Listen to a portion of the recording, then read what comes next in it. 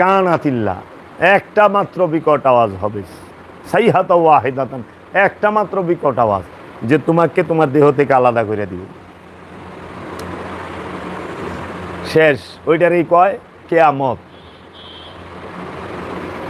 ওইটারই কয় মৌত, ওইটারই কয় সাআত। এখন মৌত মানে কি? কুল্লু নাফসুন যায়িকাতুল মৌত। মৌত মানেই হচ্ছে বিচ্ছিন্ন হওয়া, ছিন্ন হওয়া। প্রত্যেক নফস একবার মৃত্যু স্বাদ গ্রহণ করব। কেমনে? নফস শয়তান ত্যাগ হবে, নফস শয়তান মুক্ত হবে। এই জন্য নফস মরব, মৃত্যু স্বাদ নিব একবার, আর দেহ মরব হাজারবার, শতবার, লক্ষবার।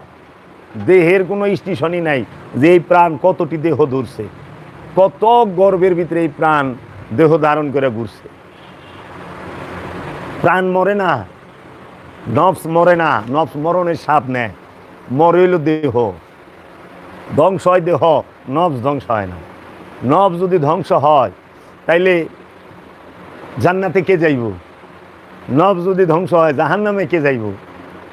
হাসরের মাঠে কে যাইব? পুলসিরাতে কে উঠবে? মিজানে কে যাবে?